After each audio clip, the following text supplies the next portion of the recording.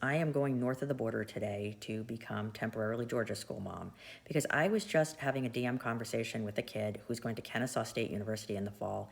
And what I discovered about this school is just absolutely incredible.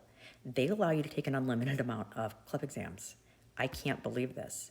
I mean, nothing is stopping you from taking all 34 of the exams that Modern States offers a free voucher for, and theoretically just getting a double major at this school in something random. Like, I don't know what it would add up to, but if it's free and it's fun to take these CLEPs, you might as well.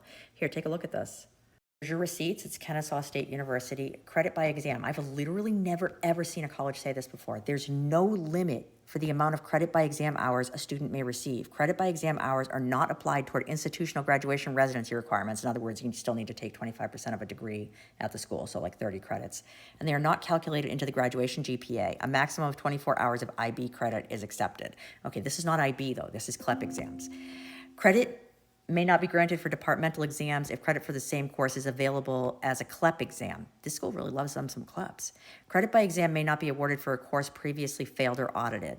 Official score reports for AP, IB, CLEP, and DSST, which are Dante's tests, military mostly, must be sent from the testing agency to Kennesaw State University to be considered for credit. Students are required to meet all residency requirements. And then down here, it tells you what the residency requirement is, at least 25% of the credit hours for a baccalaureate degree, which includes at least 21 hours of upper division courses.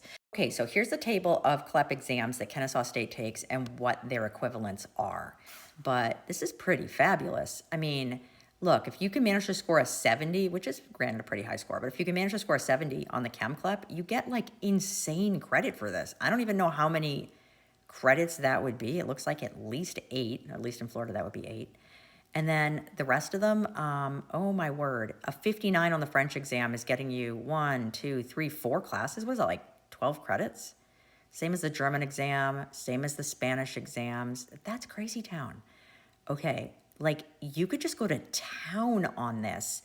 Even as a high schooler, rack up all of these CLEPs and go to this college with like, I don't even know how many credits this would be. I mean, obviously, probably you're not going to be able to take German, French, and Spanish unless you learn some of the language on like Duolingo or something. But the rest of them you could probably self-study pretty easily.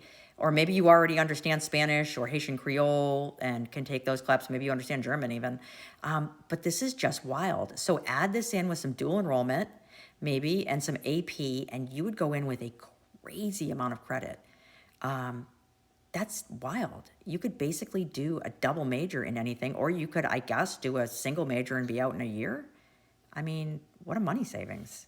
Why isn't everybody doing this? And if you're already a student at this school, I didn't see anything saying that you had to do this before you started the school. It seems to me like you could do it at any point. So I'd be making this my new hobby and saving myself a whole bunch of money. And you're probably saying, well, but Chris, I want to stay in college for all 4 years. What the heck? Take the CLEPs, graduate with your bachelor's, and then do a graduate degree. Do research, try to get funded. There's no reason why you couldn't do that. This is just cutting down on the amount of time and money you have to spend on undergrad and on the opportunity cost of the undergraduate degree. Nothing saying you have to leave the college town. You can still stay there with your friends and go to grad school. So I hope this helps, and follow my TikTok for more helpful high school and college content. And by the way, look at the other Georgia schools because maybe they're all like this. I don't know. This is the only one I've ever seen, but I thought I have to put a TikTok up about this.